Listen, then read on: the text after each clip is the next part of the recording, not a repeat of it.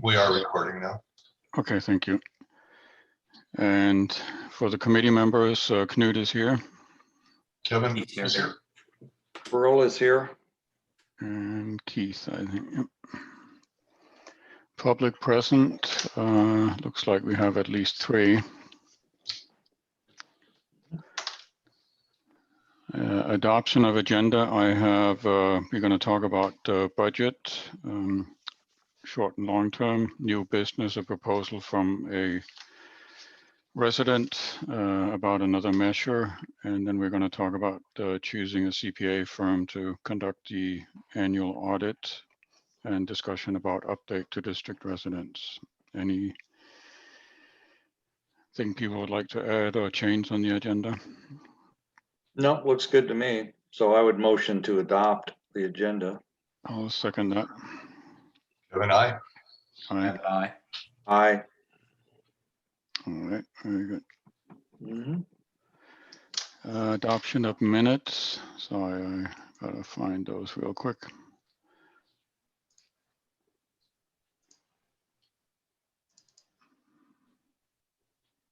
And these will be the April 22nd minutes. Let me share those.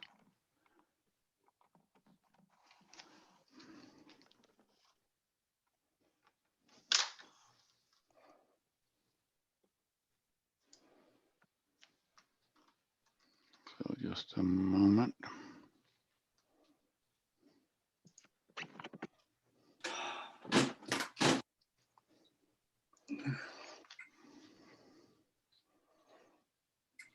All right, you should see the minutes pending approval from April 22nd.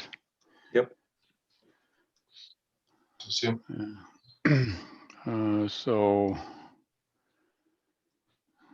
we recommended for the board to approve the updated RFP from CNS, and that's actually done. Mhm. We talked about the multi-aircraft fee proposal and not really kind of on hold right now about how we're going to do about fees. So Pearl presented a proposal for street funding. And and this leads into continuation of this discussion today about how do we come up with a budget that actually reflects the needs of the district, both for streets and airport. And then, so we passed on to the board to discuss the RFQ for marking of taxi, but I think we needed to collect more information before we discuss this any further. Correct. And that was decided at the board meeting. There was a consensus to release the FAA entitlement. And I think that was it. Any change? Sounds appropriate to Kevin. I'll motion that we adopt the meeting minutes. Okay. Yeah, I can second that. It looks fine. Okay. Aye. Aye. Aye. Good. All right, let me go back to the agenda. That goes to any comment from the public attending the meeting.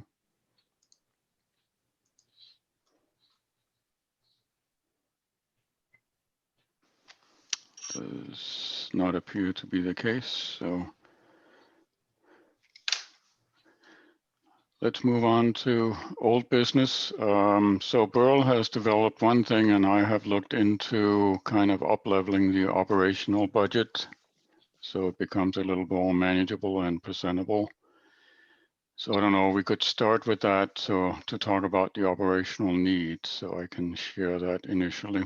And then we can talk about budget. I mean, sorry, Burl has a more high-level presentation of how we can present the needs for street funding, airport funding, and capital improvement funding. So we can take that after that. Let me start with the operational budget or P&L. So hopefully you can see this. I can try and make it a little bit. Let me try and make it a little bigger for readability here. There we go. So I condensed the number of items, or actually accounts, in the operational budget to just these 11 items that you see on the left here. After having done that, I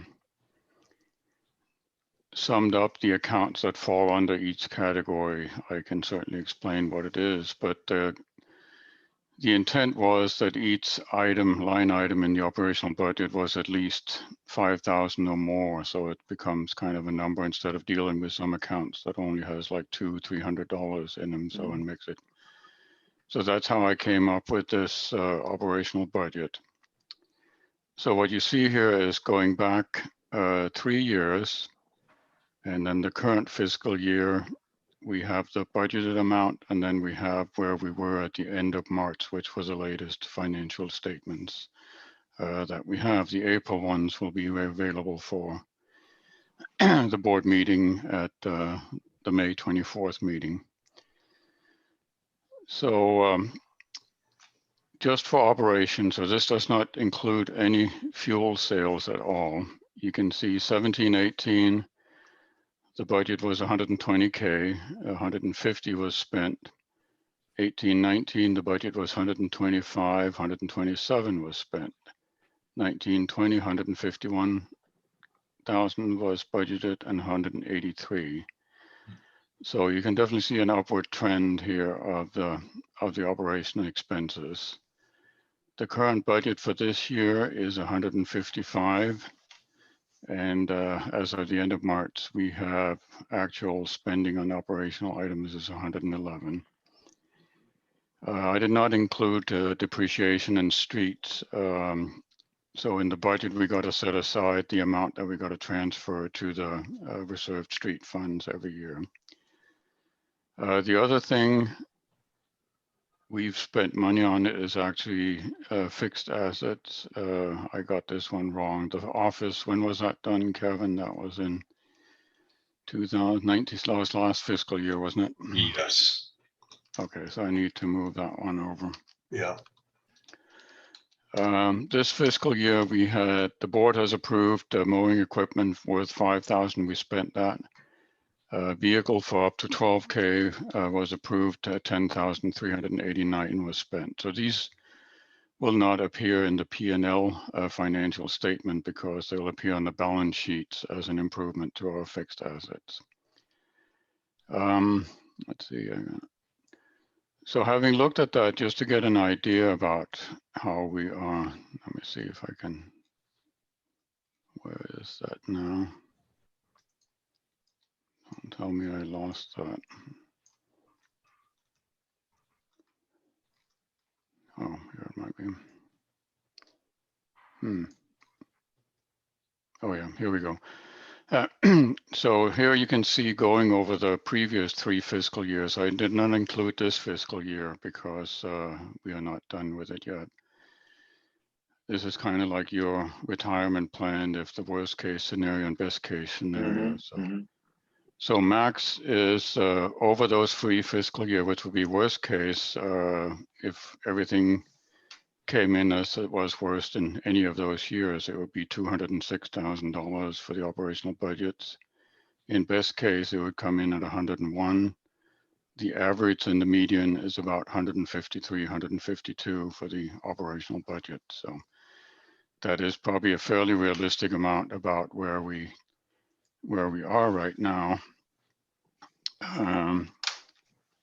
With the level of maintenance that we are seeing, which still lacks some things that are not getting probably attention to maintenance. So I thought that was an interesting way to kind of look at it, where if we look at the previous years, and you can see that the average and median for the last or previous 3 fiscal year matches pretty much the budgeted amount for this fiscal year, which does not include any of the capital improvement projects or improve maintenance to hangars or tie down districts, for example, or funding of the fuel project.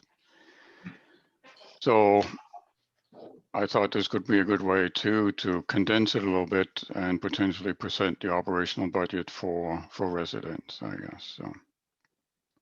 Yeah, I think this is very good. I think one theme for me to try to convey too is that this year is unique in that we're going to receive 43K in unplanned income that won't continue, and I think somehow we have to make that clear that and maybe that's the next column over is the out year Okay. budget should be 153, but we can't cover it because we don't have the money. Something, I'm just talking out the top of my head, but right. That's another part of the message is that this is where we're at right now. And we keep getting lucky as far as finding money or finding income. We've done that the last 2 years or so. We found the administrative fees, we moved, Kevin caught up on the 20 some K in back income from the tie downs and hangars and stuff. This year we got CARES funds. So we've been lucky and able to meet these higher budgets, which are still, as you said, deficient in doing what we really should be doing. And I think we also need to sell the message of, well, we're not going to get there next year, even with where we're at this year, something like that. I agree with that. So just at a high level on what covers these expenses, operational budget is the 50,000 in hangar income, 18,000 in tie down. So that's about 68. And then we have close to 40,000 in the special tax income. So 108,000, and then fuel income has got to cover the gap between that and the amount that you see. And I think all of those are pretty stable except for CARES. CARES goes away, right. But I think the other ones we could use as a rough approximation of out year income. You know, fuel is an unknown, but it seems to be stable in that sense. If we assume 40K, 40,000 gallons, sort of and 90 cents per gallon, that's the 36, and then the 108 that is stable, as you say, right? Yeah, so I think that then we have that 144, so we are using a little bit of our reserve or some. Correct, and then we can show that we're going to be down some, whatever it is, in the out years because we'll lose CARES and we may lose the obstruction grant, which we haven't got yet. No, I think that's great. I think this is about the maximum level of detail for the residents to absorb, and it does give them a nice sense of what costs what, and they can go from there, you know. I think it's easier to explain with these kind of up-leveled a little bit. So yeah, at least for presentation purposes, for tracking purposes, we can stick with the high level of detail to see. Then we get into this level of detail, but nobody can kind of comprehend that in a quick. They don't see it, and I think this is an excellent way to present it. I don't know as we want to shrink it too much more than that. Right. Yeah, I think if we get to I was just to say, you might consider the value of showing average versus median. They're so close that you may want to just avoid the debate on using one over the other. Just pick the average, I think. Yeah, average is more easily understood by most folks, so you could just do that if you want. Right. Okay. The interesting thing with this, just doing a quick divide by, the row 20 there, divide by 12 months and divide by, I just picked 130 parcels and it comes out to about $100 per month. So it's, it's in the bingo circle for what the original Measure P ask was to support the airport. And then in my mind, you take the profit, the revenue flow from the assets on this side of the runway and use that to, start feeding those projects where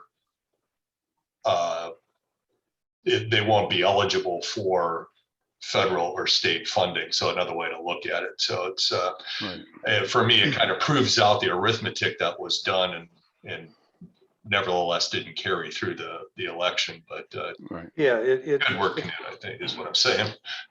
yeah, there are other income streams that are not dependent on the fee that muddy the water a little bit. Essentially, the orders of magnitude come out about right. Yep. Yeah, so I think between 130 and 140,000 is the income stream for hangars, tie downs, special taxes, and fuel. Again, that doesn't match up to what the median or average amount is here. So. No, but we've been lucky and other found funds the last couple of years. So I think it would not hurt to include a line in here somewhere near this line 20 that indicates income, something like that, you know, Okay. or average or assured income. I don't know, whatever you want to call it, you know, and then show that we've gotten, and then maybe special income, and then put those numbers in that. So maybe 2 more lines would give the full story of what's going on here. Right. Yeah, Sounds great. good. No, that's very good. Sorry, do you mind saying again, just real quick, what was it, the 2 lines you wanted to add? Oh, I have to remember what I said.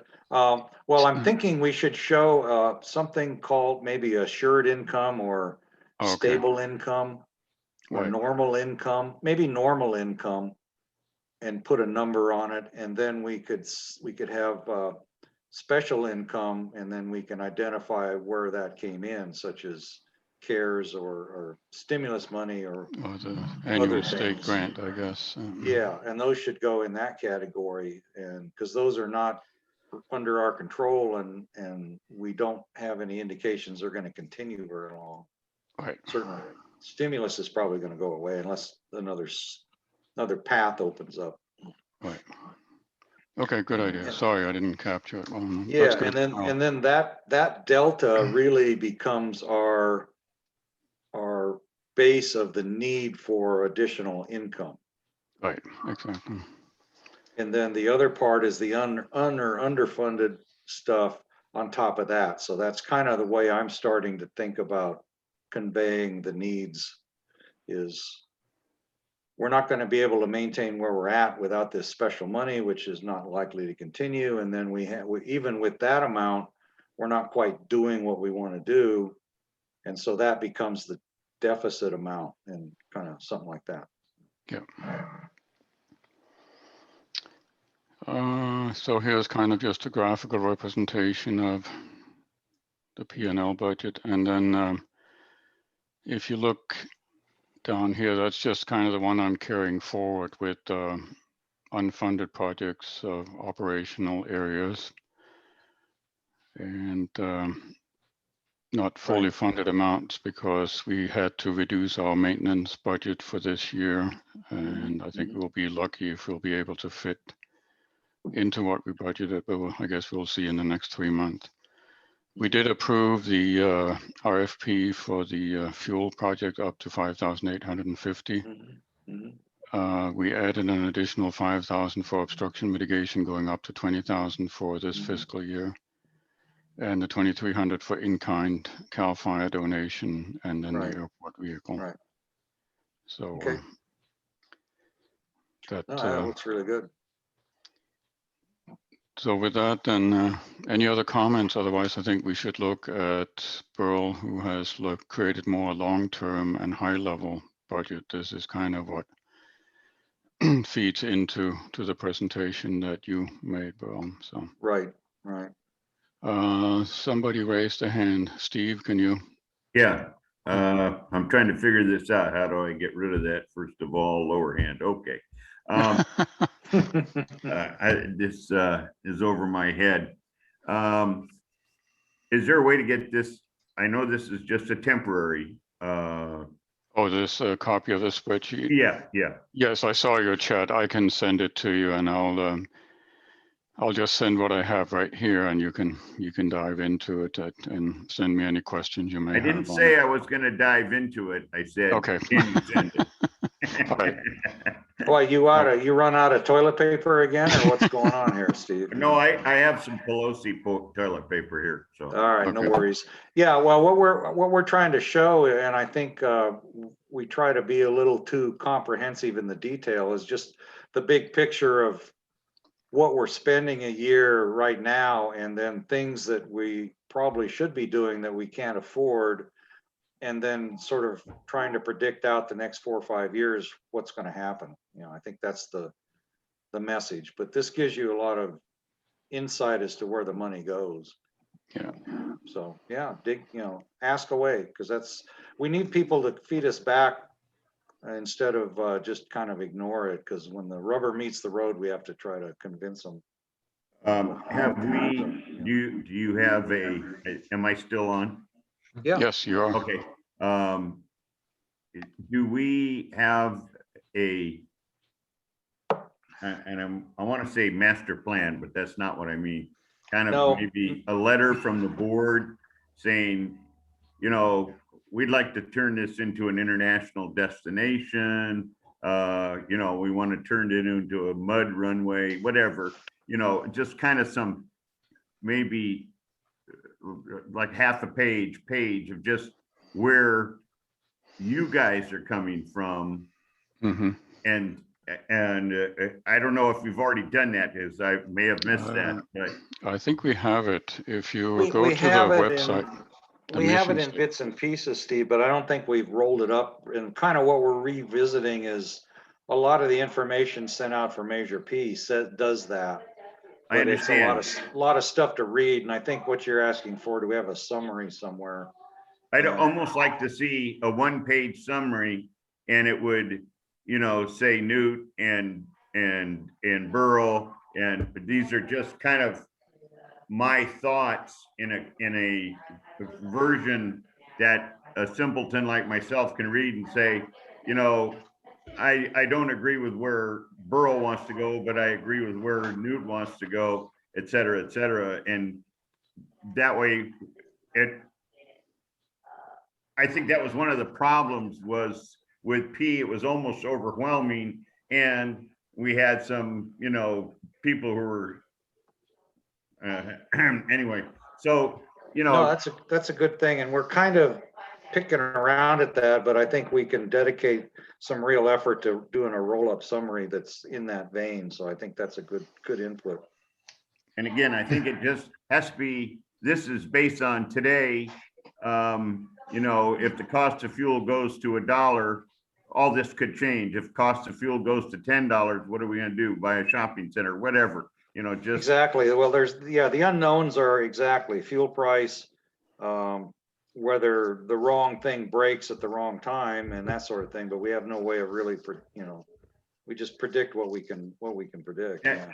Along that line, let's just say that we end up with a horrendous bill for the fuel pumps, okay? And we determine that we really want to have them, so we're going to pay it and get it fixed. My understanding is, and this is a question more than a statement, is there what's the mechanism for getting the money out of the residents to accomplish this $50,000 theoretical fuel pump repair? There's really only 2 ways. You generate another special assessment district like was done for the street bond and go through that whole process. The board can go out for loans for incremental things. It doesn't require a vote of the residents to do that, but it's very challenging to get any money out of the residents that doesn't take either a 2/3 vote or even if they had a consensus, there's still a lot of intermediate things that are going on because of the tax control rules and stuff, which we're still figuring out. Okay. So I think if we had an emergency need for money, we would probably discuss stripping the other budgets short term and then go after some sort of a bond or loan in order to try to stay alive, but it's going to be a very tenuous situation. But in that case, again, staying with fuel pumps, until we decide how we're gonna get the money to make the payment, that's one question. The second question is, if you do the bond or get a loan for whatever, however that's done, does that then encumber each individual property that is associated with the airport? What's the link? How are you gonna grab me by the neck and squeeze a penny out of me to get to my share of the loan payment or the assessment payment or the, whatever payment that's gonna have to be made?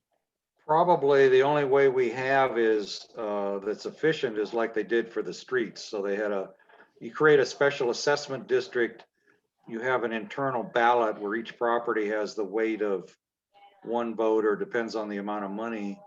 And if the vote is in a majority, then you move forward. If not, whatever breaks that needs fixed doesn't get fixed. Okay, that kind of answers my question. Yeah, Steve, you're working right around the target that's plagued the district for 30 years. And that is, I know that. if you can't get everybody pulling in the same direction, I mean, the Cameron Park Community Services District is a fabulous example. The lagoon that you might be familiar with, which used to be the swimming hole over there, it's closed because they couldn't pass a tax increase within Cameron Park to fund it. So they're in an analogous situation to what you're describing with the fuel system. It's just, okay, folks, you're not going to get behind it. Well, we have to shutter it for it to be safe. So that's a mosquito hatchery right now. And it would be the same scenario with the fuel. Unfortunate, if we can't get everybody in the park to be the tax base for it, then we're kind of hosed.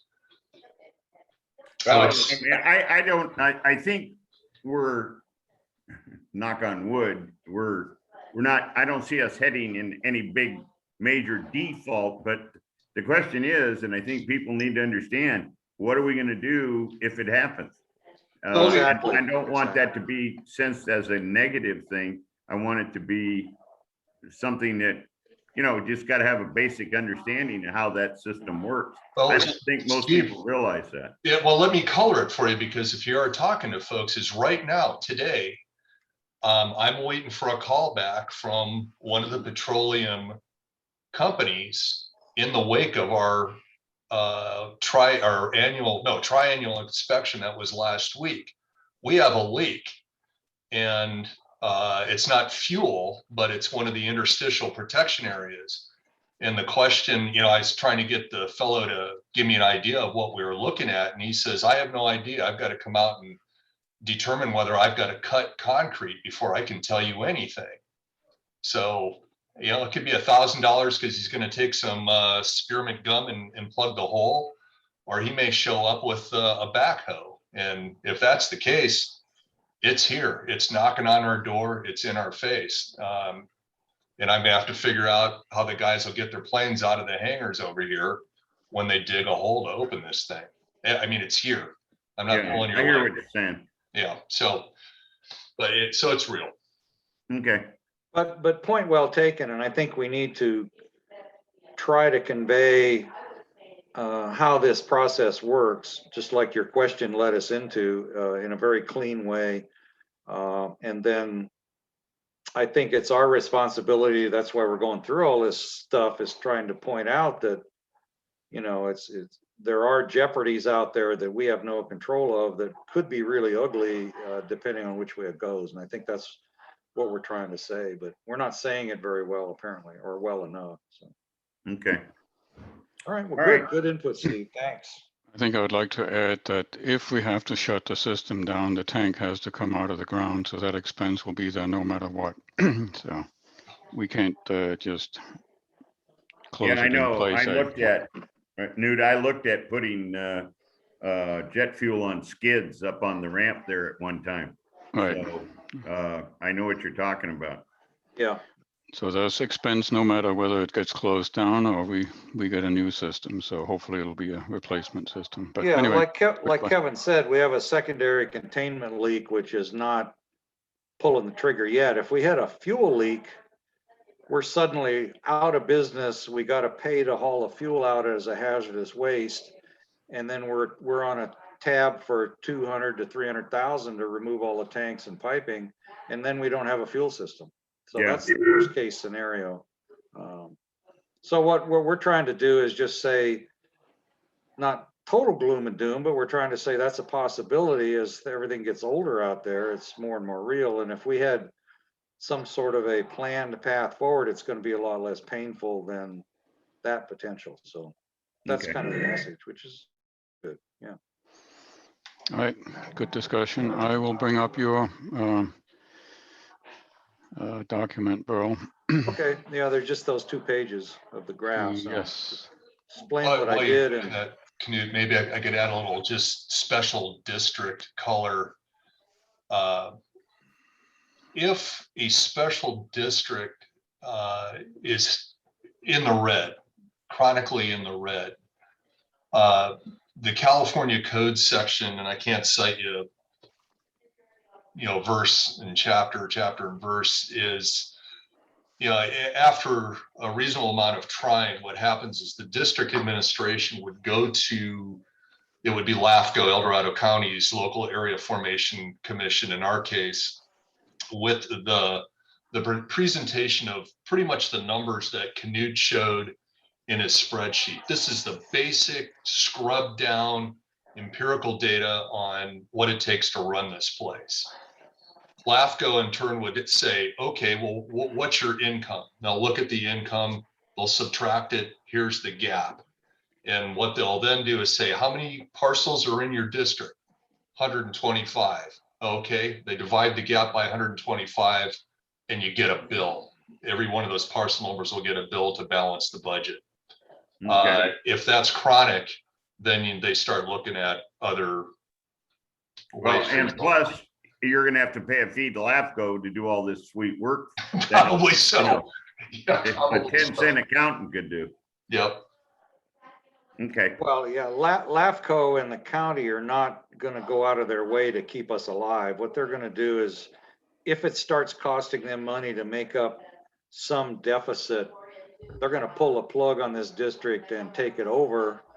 And there won't be an airport fairly soon after that, because that's the expensive part in their eyes. They can put 2 rows of houses and use the runway as a street. That's the Yeah. thinking I think that will come out of the county. So we'll see.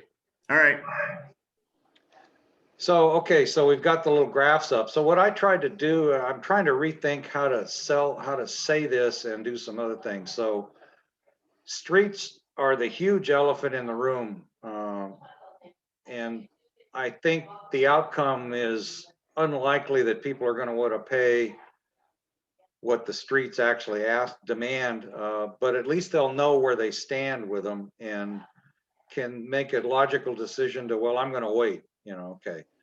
So the first graph, street and gutter maintenance, what I tried to convey here in a 10-year out plan is, if we slurry seal within the next 5 years, that's the little green bar at year 4, and then slurry seal every 10 years after, which is double what they think, but that's, each slurry seal is estimated at right now at about 370K. So the little green bar is the actual, no, the slurry seal is the big tall red bar at year 5.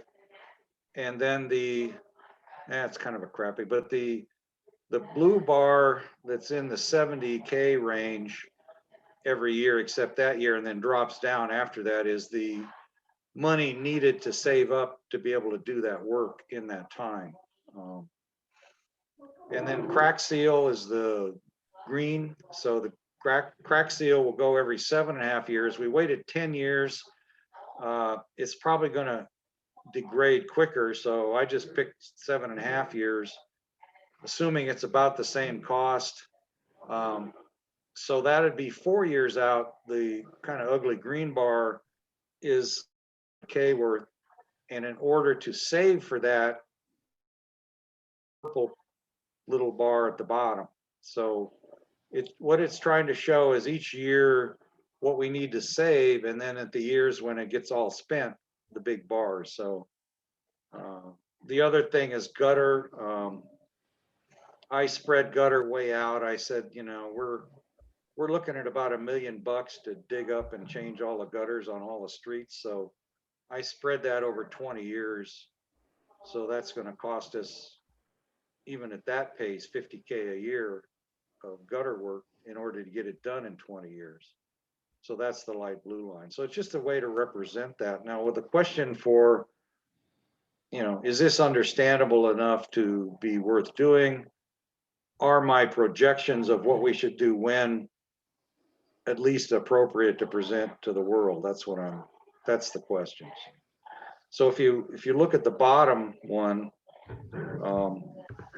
that says basically the annual increase that we need per resident, the 124 residents in the street area per year to meet the plan above. So we need $1,000 more out of each resident for 5 years, and then we can drop that down to 700 and something from then on out, seeing as how we'll have caught up a little bit. So it's just one profile, an example of what the streets potentially are asking for if we're going to keep up with any of the recommendations.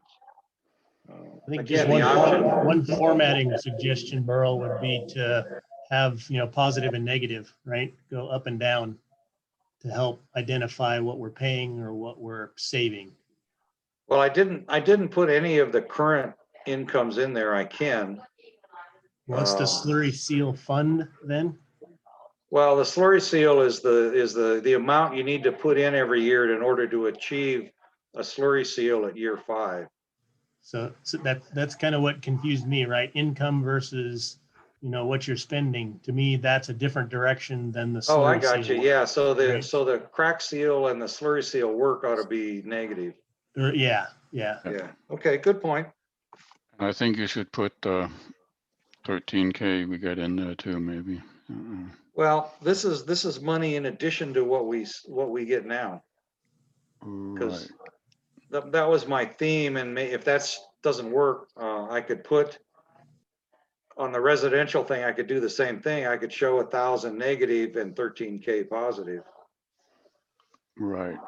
If I you think want to do it that way, because I the don't care. crack seal we could eventually save up to in another 6 years, right? If we don't have any If other. we don't spend it on anything else, yeah. Yeah. Yeah. So, Yeah. And that's why the crack seal is one of the lower amounts. right. Yeah. But the idea was to accelerate crack seal quicker than another Right. 10 years. Now we understand could choose to go 10 years. Or these numbers are very arbitrary, but they're sort of, you know, a starting point for discussion. You know, if we don't want a slurry seal and try to catch up in 5 years, everything gets smaller and it moves it out further. So that's kind of for somehow we need to convey or decide what we want to do. You know, so this is kind of representative of what I had thrown out in that letter, but it's not based on anything hard other than it's much more liberal in time than the recommendations we get from the typical stuff. But the streets here tend to last a long time as long as they don't move around underneath too much. So. And also there's no saving for a complete resurfacing, right? No, that's not even on the radar. So should that be an alternative? Another similar slide that shows how much that would cost and how much we'd pay in fees and interest to make that happen when it's time? We could. It's the last one was almost 40 years out. And it was a 1.2 mil. So I guess we could create another one that just ignores doing all this maintenance and then just plan on a major resurfacing at some point out. I don't know. That's kind of where I'm, let me know how you want to convey this. So we need the inputs from everybody to, how do you want to do this? I know Terry, who's listening, has done a lot of work on this, and he could weigh in too on how you want to present this, but I guess I don't understand why we wouldn't have the savings for that 40-year, complete resurface. well, I can put it in, if I can put it in there in an out year, sure. Yeah, that from prior experience, that's a very big number, of course, but eventually it's got to be done. Yeah. And I say, bro, I like the way you presented it. It's very, very simple, but along with that is at least some, if not some verbal, what happens if we don't do the maintenance? Yeah, well, what happened? Yeah, yeah. Did you guys ever, you talked about doing I'm going to call it a volunteer spreadsheet that may not show names or whatever, but you show, so many hours of volunteer work went to the lawn mowing, so many hours of volunteer work went to picking up cigarette butts, et cetera, so that there's a kind of a running tally of the things that are being done by whomever that aren't being paid for. Right, we have that, yeah. Okay. We don't really present it that way, but we could extract that information. I'd almost do it to say volunteer 1 spent 10 hours doing this, volunteer 2, or just a rough, Yeah. so we can see that. Show what they're doing. Yeah. Because I don't think, again, 99%, well, a large percentage of people don't realize that you guys are out there mowing, or somebody is during the day, because they're over on the street side and they didn't take off that day. So they don't see the lawnmower out there. Okay. Which, by the way, if you need somebody to drive it, you'll have to give me a qualification course, but I'll do it. Yeah, we have a program. Is it a 10-hour program or a 5-minute program? Well, it depends on what airline captain you used to be, and then we'll go from there, I guess. Good. Just on the resurfacing, I think if we put that in there, we're going to come up with an amount that would never have a chance to pass again. So I think we need to have some kind of alternative solutions. And well, one of my goals with this is to show the magnitude of what it costs to do streets at some level, which has kind of been represented. Right. And then the discussion about, well, how much of this do you guys want to support is the next step. But I think this is, I wasn't trying to keep it at a certain level or not. Right. Okay, I get it. And so I think the idea is to kind of, damn, streets are expensive, and but I don't want to pay it, so I'll just deal with it in 20 years when they fail, or whatever the time frame is. Yeah. But at least they know, at least they've made a conscious decision, so to speak. Yeah, I think this is good. Go ahead. It's my point is that, it is looming though, right? I understand what you're saying about what we were going to go for approval, right? To get the residents to pay for it, right? But it needs to have that caveat that, there could be a $1.2 million bill looming out there. Right. That we'll have to pay. And I think it should be clear that it's much more imminent that we're going to have to pay that if we don't get support for this maintenance program. Yeah, it's pay me an ongoing amount now, or pay me a huge chunk later, I think is the message that I'm hearing. Yeah. Mm-hmm. Okay. Or a non-taxable amount later on. Oh, yeah, sorry. because that's what's evolved to the $900 a year that they're paying now. And half of that, or 2/3 of that, or a third of that or more, is for interest and expenses that don't go to us. Yeah.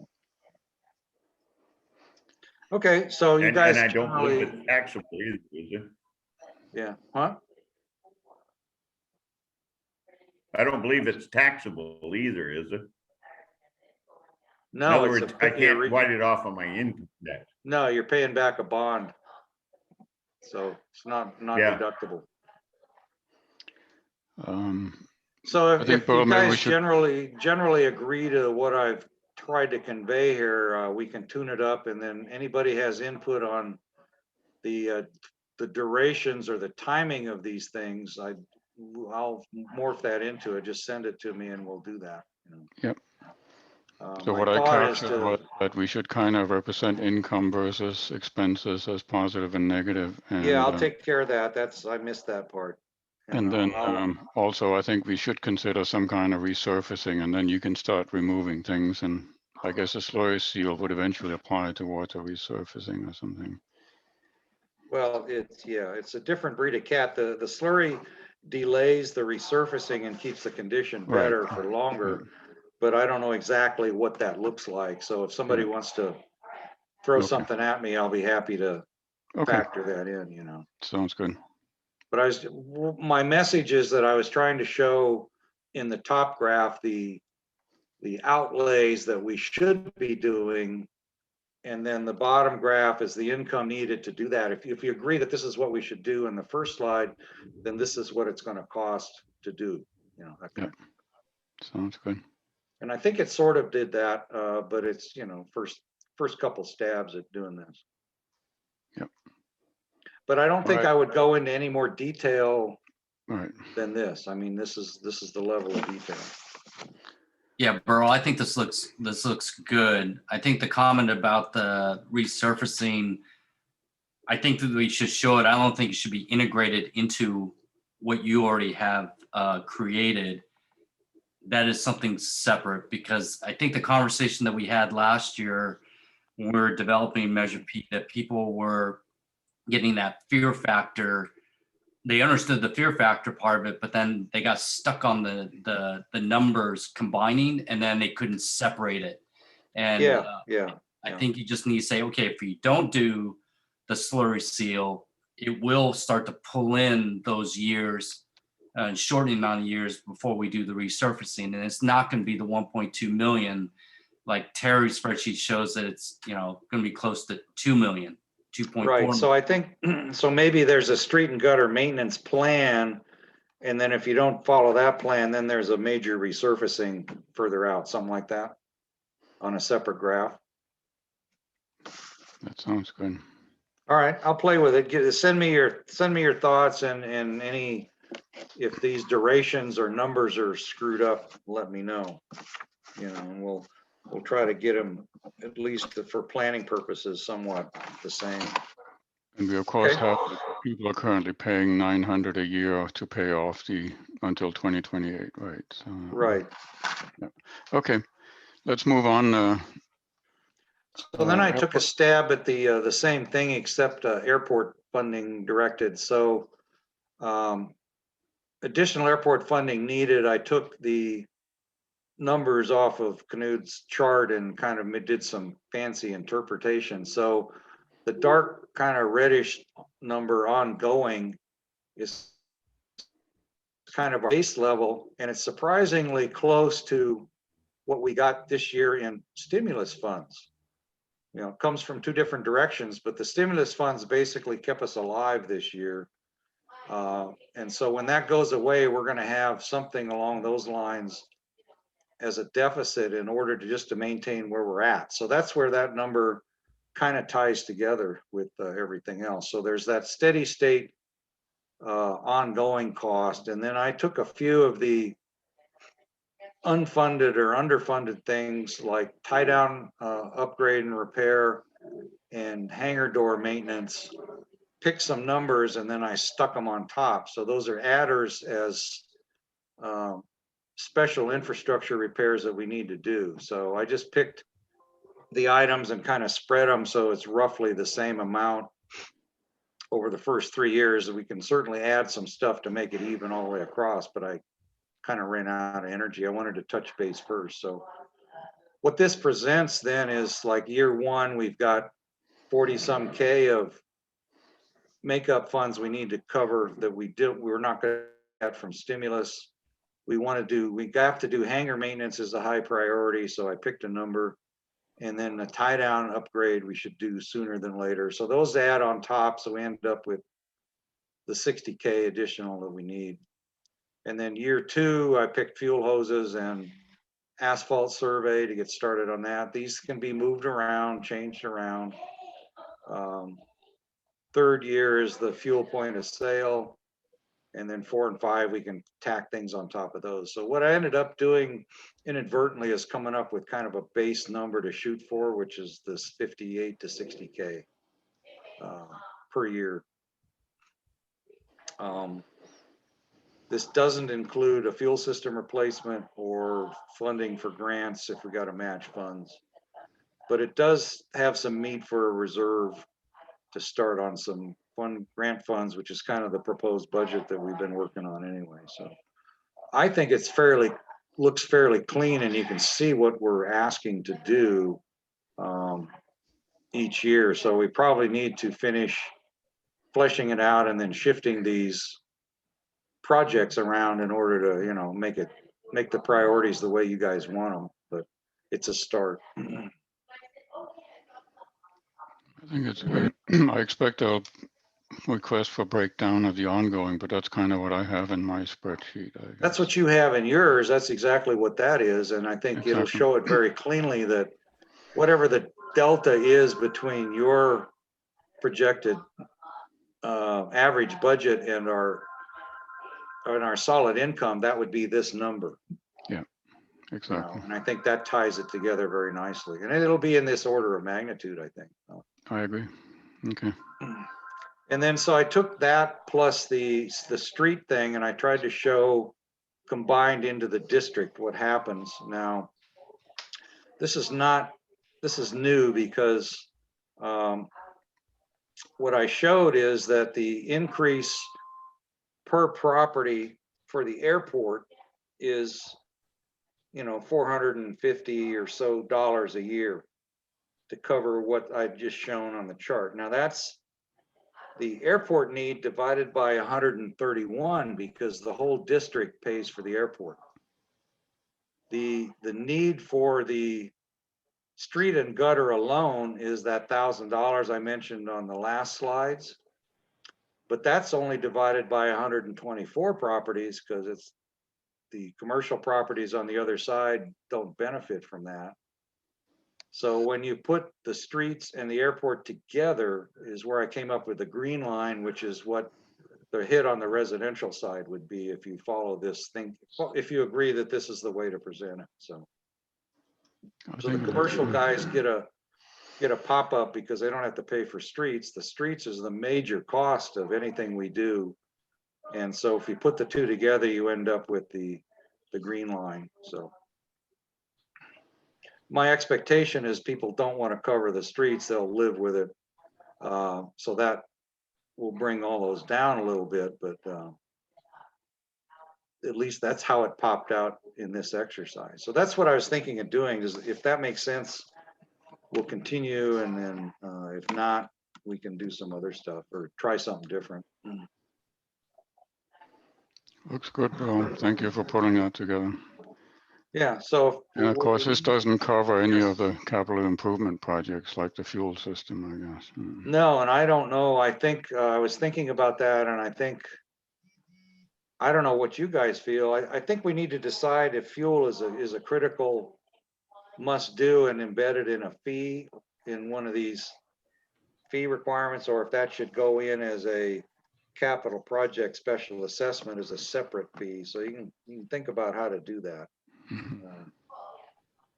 And when that's going to happen, that's a big, we don't know. We're actually behind again on that because there was no planning and no real thought given to the replacement of what we have. So it's already past its lifetime. So Right.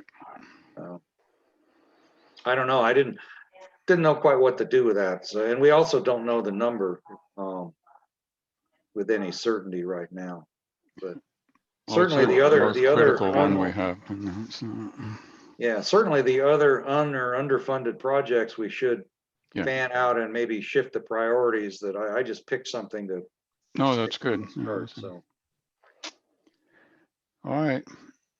But yeah, I think we should have somehow, we can represent what we could do for the fuel system.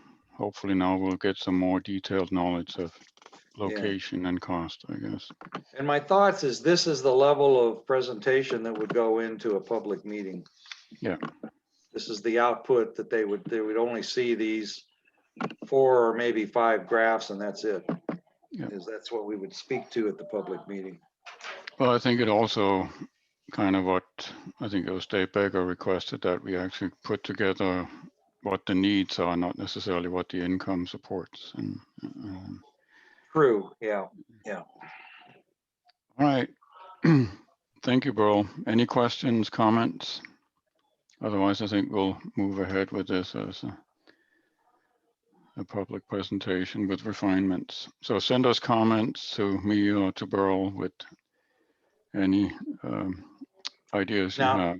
Now, if you guys want, I can add the current funding and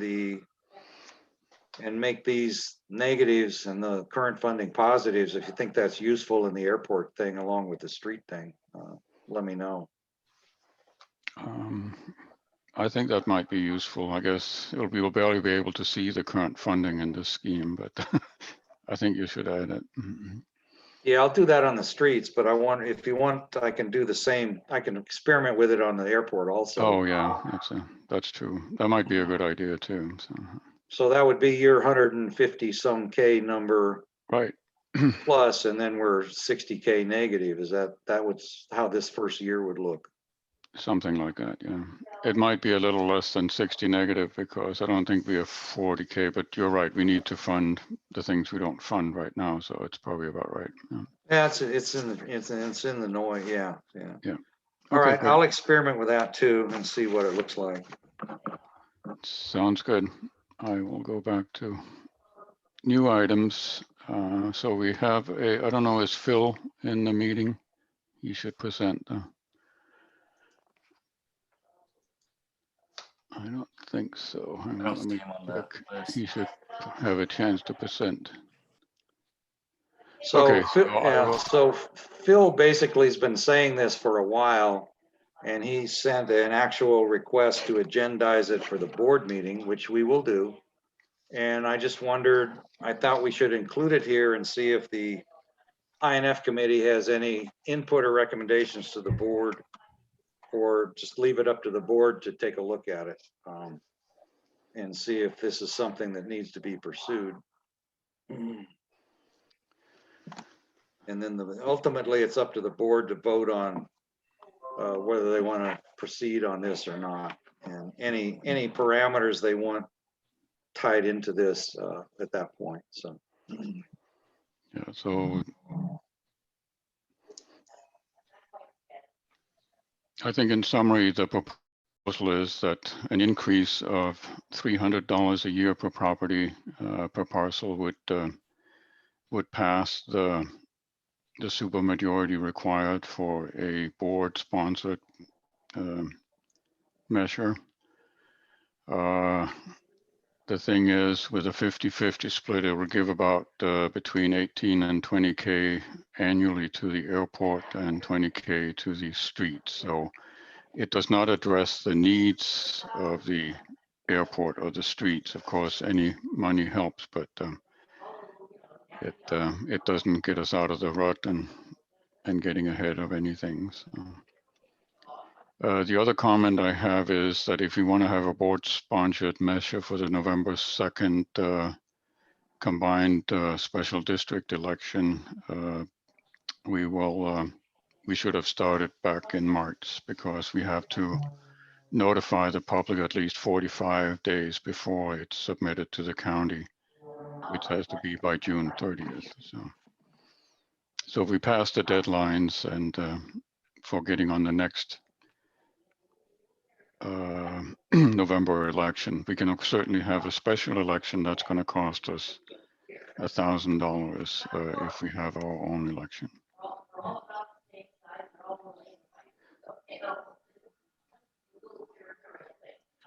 So I don't know what else we can say. I think the board has to decide. The other comment is that the board actually did vote on whether to add another measure for this upcoming election in the previous board meeting, and it was voted down then. So.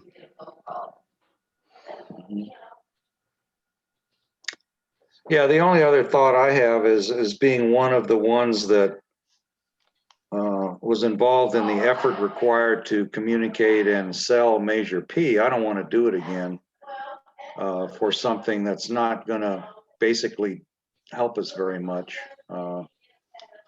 Especially, it doesn't even cover to maintain our existing budget, but agreeably, something is better than nothing. So one of my thoughts is one of the provisos here, and it's too bad Phil's not here. We could suggest that if Phil is willing to undertake the effort to sell and would take the responsibility for getting this passed, then that would help the situation tremendously in getting more people involved to support the idea of at least getting something. But if he's unwilling to do that then that's the other stumbling block I see. Earl, do you recall from any of the information sessions that you sat in on, if it is a voter initiative, does that completely sidestep the Prop 218 requirements, where if the district puts something on the ballot that takes you up to, just for ease of math, $100 a month, the $1,200 mark, that number should be substantiated by something like what Knut had shown in that spreadsheet at the top of the conversation. So that's why we're asking for X number of dollars. Here, I don't know that Phil's $600 is supported by anything other than, I believe it would pass, which is great. But if you can't substantiate the $300 increment, is that any more supportable than the district proposing 1,200 without support? The thing is, when it requires a supermajority, then the substantiation is not very high, or the level for doing that. You can pretty much.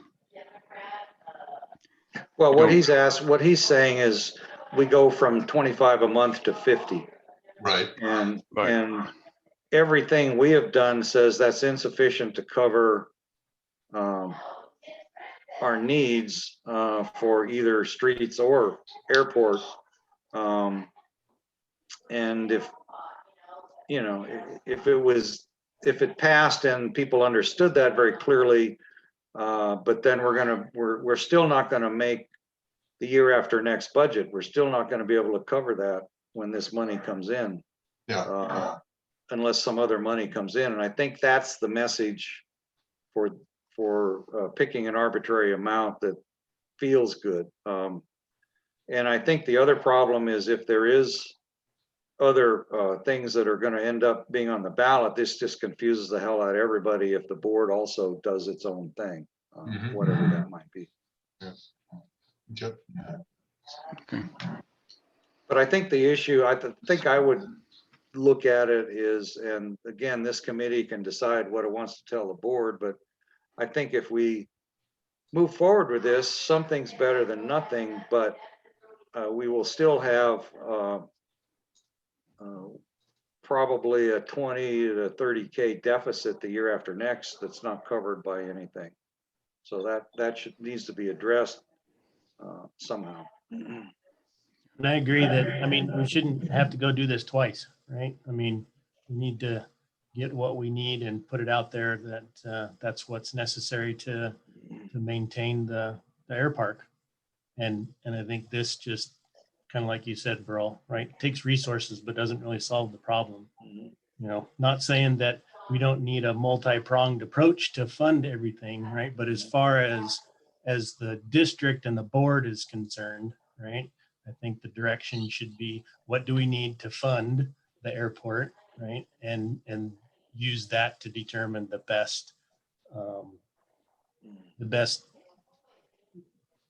proposal to put to the public that we need.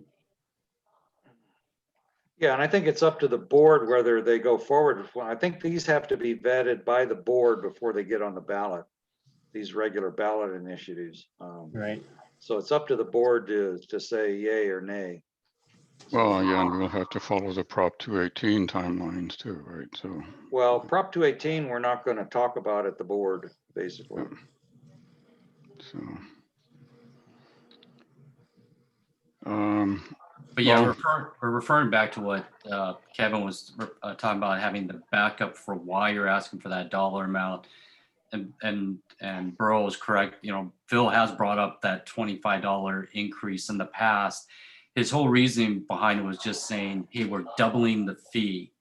And we have stated saying, yes, you know, from a number standpoint, you are doubling the fee, but you're doubling a fee that's been in place since 1995. And it doesn't solve the needs strictly from sustainability of the airport and the residents. And then Phil says, well, we asked for the 25 now, and then we'll ask for a little bit later, you know, a few years down the road. And it just kind of fell on deaf ears. Nobody responded to that. So. So I think my suggestion for the INF committee is just remind the board that this amount doesn't cover any of our analysis, or doesn't cover any of the amounts required by any of our reviews to just sustain operations. So some, you know, some words along that effect would be Yeah. what I would suggest INF does to the board. And then if the board, you know, something's better than nothing, but if it comes with no pain, that's okay too, you know. But Well, I think we should, my suggestion for the committee is to consider reporting on the financial impact of this to the board, and then the board can raise the other, whatever other issues they want to raise at the time, and perhaps have a dialogue with Phil if he shows up. We don't know. Yeah, maybe what we could prepare was your presentation with this added in, right, on the income side, and you could see what it, right, it would be about the 20K on the streets and 20K on the airport side. Slightly low. Yeah. I think that, Going back to your expense spreadsheet, just to make sure Okay. we have it all in there on the must-have side. okay. hang Was on a second. well, you don't have to. This, you can answer this for sure. Did you include in there? Was there any of the, you know, harking back to our original conversations with Mark Harris, where we were talking about reserve funds, contingency funds for, you know, when something really catastrophic goes down, as opposed to the maintenance numbers that I think you have built in there really well based on historicals. You know, should we include in that number, you know, that 5% reserve or contingency as an added expense line that just is Oh, based yeah. off that's of a good- the roll-up I did stuff? not include that. So yeah, you're right. I said, Yeah, I think we should do that because there's things we don't control, and if we have some funds on deck, it gives us a lot more opportunity to make an effective response at some point. I'll make sure I add that in, Kevin. Thank you. Yeah, good point. I think even our financial policy says how much it is. I think it's no more than 10 and no less than 5% or something like that. Something like that, and that's probably not sufficient, but it's something, you know. Yeah. But we've never been able to meet that goal. So. It was All right. actually, it was in the origins of the district's budget, had a reserve as part of their budget, but that went away Right. some time ago. Okay, so what we'll present to the board on the 24th is what the impact would be of this, and compared to what the actual needs are. And I think I think that's a neutral thing to do and just say that, and then the board can worry about decide. the other part, deal with the other parts of it, yeah. I think that's good. All right. Let's move on. I think you're up next, Kevin. Or do you want me to share that one? Sure, that'd be helpful if you have it handy. I think I do. Let me, here we go. So we've been using the same audit company for a number of years, and it's been 2 years that have been audited at a time. Kevin has done some research and asked for bids from CPA companies about doing the audit, and I guess I should let you explain what happened here. Well, it's pretty straightforward. We don't have to spend a ton of time on it here, but Knut's exactly right. Special districts are allowed to do 2 years audit cycle at a time. They're truly separate audits for each fiscal year, but you get to do them in tandem for efficiencies. And Larry Bain, CPA, has been doing ours for more years than I realized as I compiled our backlog of audits here in the office. And I think just for good practice, we want to mix it up and have a fresh set of eyes looking at our books. And you know, the one bid that came back was at $4,000 per year, which seems to be in line with some of the smaller, more modest sized districts. Whereas Mr. Bain's bids have been creeping up with each year. So the NTE there in parentheses in the cost cell is not to exceed. My expectations, even with this Robert Johnson CPA firm, is, you know, they'll hit the full 8,000 just because of the added complexities of our street bond assessment district. So when I put the word out to some other local districts here asking for recommendations, preferring local firms that we could work with, these names that you see here came back. Vaughn Johnson was a familiar name to me. She's actually been running an accountancy here in Cameron Park for quite some time. And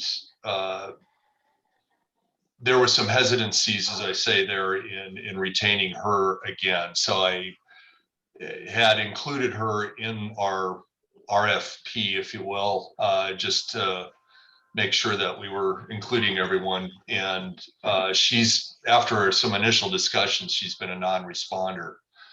The group just above, Fetchler, they've gotten some good reviews from other members of the CSDA, but I have not heard back from them either, even after a couple of pings and supplying with them with a trove of information. I don't know if we're too small a fish for them or what, but at a certain point, I don't want to be chasing our service providers.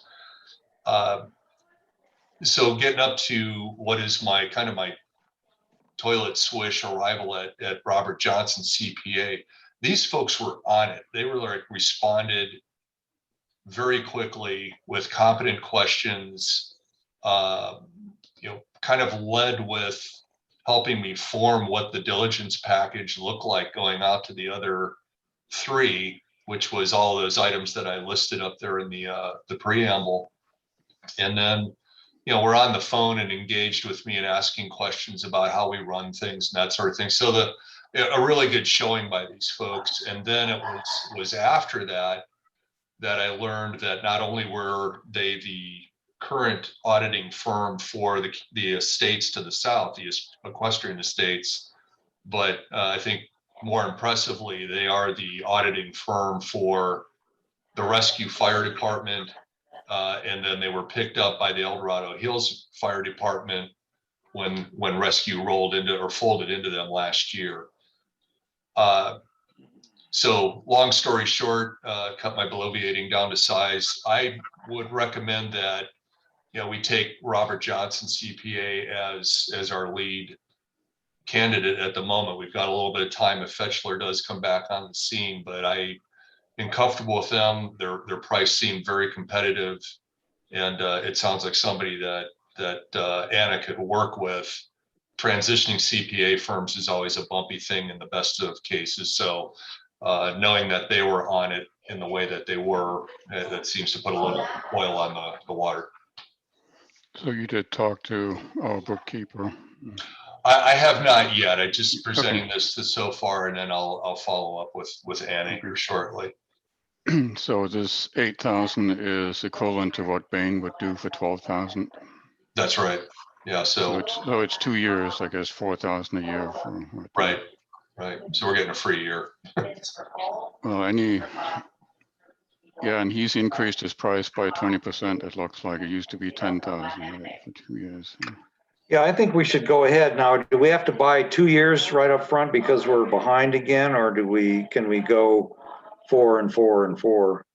That's ultimately their recommendation, right? Is to do it annually.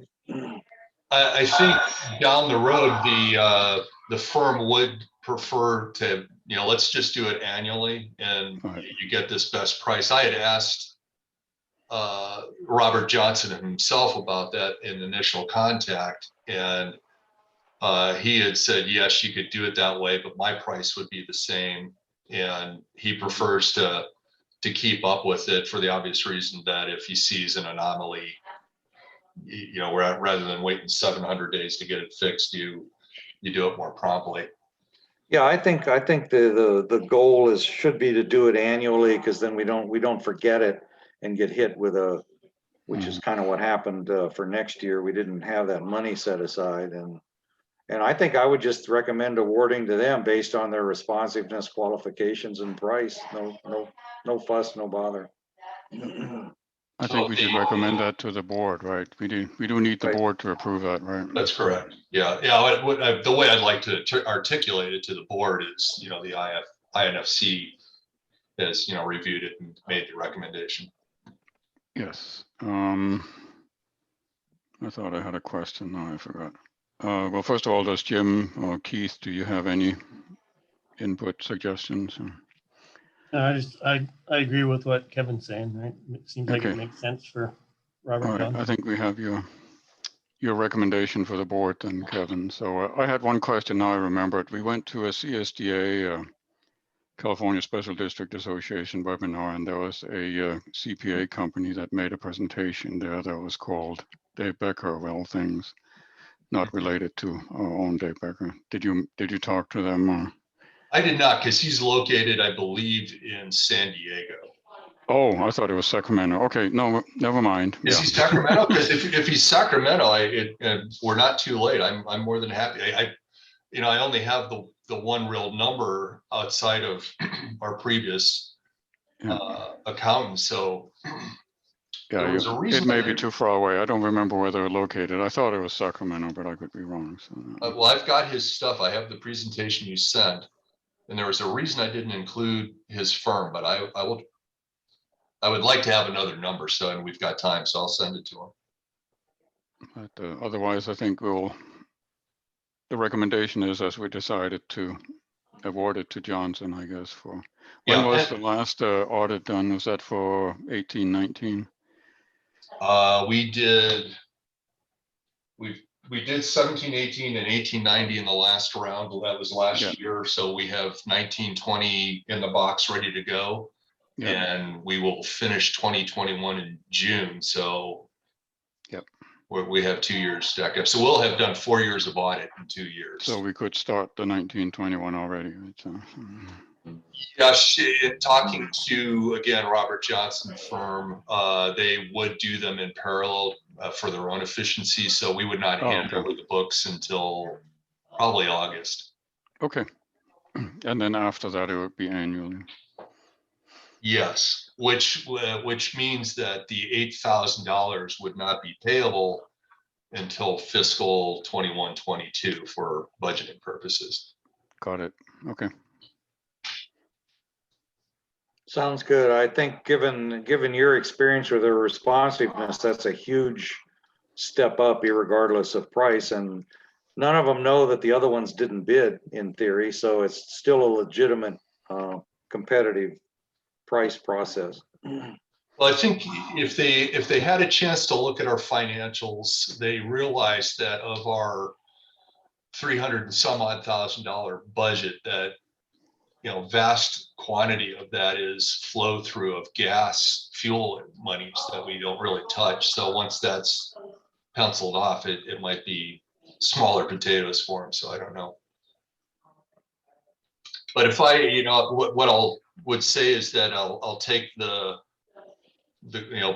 group approval to engage Robert Johnson. If Dave Becker responds favorably and promptly, then I'll return with the good news. But unless he can undercut $8,000 for the 2 years, then I don't see any reason. How about you give him until May 20th? That's our next INF meeting. So. Okay, well, that's reason. Most of these people, they did, at least Johnson, they responded pretty quickly with their expression of interest. And right. So. Okay, so I think we can make the final decision on May 20th, and so that's on our recommendation, I should say. Sounds good. Thanks, Kevin. Great. Last item is it's been proposed that we provide a monthly update to district residents about the financials. Of course, it's presented in the board meeting, but there might be a format that could be useful. We know that we send out constant contact emails. It's only a limited amount that reads those, and we are still looking for ideas for format and content. And Burl has suggested maybe we need something similar for, what was it you sent out recently, Burl, about a separate committee for communicating this? Yeah, it was suggested at another meeting. It wasn't my idea, but I like the idea of it's like an information group that basically works on getting the word out to the community in some form or another, and they could be the home for this monthly update instead of us. I frankly don't have time to do it. Right. So we have a real problem of ability to execute it, because my experience with newsletters is they're either very useful or they're really turned to junk quickly if you don't have the support to keep them fresh and keep them moving. So Yeah, who made that suggestion anyway? I forgot. Was it you? I think it was Jim. Yeah. Okay. Yeah, I don't give credit where it's credit's due all the time. Sorry about that. But I think that's Well, a thank great you, Jim. idea. I Is think to that's, instead of sticking somebody with, well, you're writing a newsletter, put it in a group form, because then they can consider gatherings, pizza parties, send stuff out. And I think it needs to be, as we were thinking, it needs to be completely distinct from the board output, which is largely ignored. Some other format or Right. something. Yeah, I mean, I think of kind of, the FOCA communications, right? I mean, not that it's frequent enough, right? But that style of communication, right, would work well for some people, right? I know I've used that. I used that email program, MailChimp, right, at the EAA over in Jackson, right? And it seems to have some good, and Kevin, you use it too, right? For Constant contact. yeah, it's got capabilities to do, surveys and things like that, and I think that's kind of what I'm thinking is try and experiment to see what you get the best feedback with, right? And it's not going to be one way that works for everybody, right? There's different generations, and it's going to be take different methods, I think, to communicate. But I think I like the idea. I guess if somebody will do it, I guess. Yeah. And it ties in with what we're talking to Steve earlier about, is give some updates on what are volunteers up to this month, and you can throw a lot of stuff in there. Yep. Yeah. It's like, but I think it needs to be rather lighthearted and yes, kind of freewheeling and pretty high level, I think. Right. Yep. And I don't know if a newsletter is the right thing, right? It Well, could be. apparently if it looks like the sender is FOCA, then more people read it and then it says Cameron Park Airport District on the sender, I Right. guess. Yeah, yeah. Well, do Yep. we actually know that? Does anybody read focus stuff? So one of the Well, it things. seems there's more Kevin, people coming to the FOCA events than the board meetings. So. and- Well, yeah, and I don't mind. That on always that- is the case. Yeah. on that MailChimp, right, I would get statistics, who opened it, right? Who didn't open it, right? Not necessarily who, but how many, right? Yeah, How many constant people- contact is very similar to MailChimp and Yeah. Chimp in a lot of ways. So I think they're very close. Yeah, we see them. And I can sure, I could make a table. That might be something to go in the newsletters to the 10% of you that actually open it. And look at it. But I'm thinking we have, it's, I guess it's a CPAD sponsored thing. So we got to be a little careful what we do, but I'm thinking we could have contests or sweepstakes stuff or I don't know what legally we can do as far as giveaways or something, but kind of things to get people engaged with participation in some sense, if we can do that. I don't know if a special district can do that or not, but So would it make more sense to go to FOCA and try and do this rather than a board committee? well, my concern right now is FOCA is basically non-functional in a lot of ways regarding supporting airport in a strong manner. And they've stated that they're a social organization. That's all they want to do. And I think we want to convey some financial information and stuff. It could be an independent group that takes district data and runs with it too. I don't know as it has to be especially part of the district. I'm not sure. We'd have to check with legal on what we can get away with in that sense. I think I hear what you're saying. But I think the other part was, social media. We don't do anything in that. We basically do email because we can afford it. And, maybe we can have better parties than FOCA, what I'm saying. I'm just, I think, shouldn't we, the recommendation from here is to ask the board if what they would like to proceed with, if we should have a new committee or we should keep it completely separate from CPAN. Yeah. Maybe I'll have some discussions on Friday. Okay. Tomorrow night. Yeah, okay. Yeah, see if you can get a sense of what people would respond to, and then we should try to fill that need, because we have legal obligations and stuff that are, and I Right. don't know what whether a special district can do things. I know one thing I've thought of that the district used to do is some kind of awards and stuff for people that do stuff. It could be good and bad. It could be, worst landing observed in May. But I don't know if we can do that without causing more trouble or not. But Okay. Right. so Yeah, it doesn't I'm- really sound like we have anything for the board to decide at this point. So do you want to Yeah, collect that- some more information, Jim, and Yeah, I firm think up a so. proposal? keep Okay, good. digging, and I'm thinking about what we can do and not do, and I'll see if I can come up with anything else. But I think you've got some good ideas, and I think we need to do something Yeah. if we can. It even goes back to the old grand jury report, says we need something like this to convey goings on. Right. Okay. All right, well, thank you for the idea, Jim. All right, I think we are through. So any last minute comments on INF? Well, my suggestion is to take a hard look at the numbers, the Mhm. priorities, and the things that we need to fund, and get them to Canute or me, and we can make graphs that represent as we converge on the real numbers that we're gonna promote. I think that's what we need to do. Okay. Sounds good. All right. If there's no further, let's adjourn the meeting here at 5:33. And I'd like to thank everybody for joining the meeting and very constructive input. So Okay, Yeah. you're entirely Thanks a welcome. lot.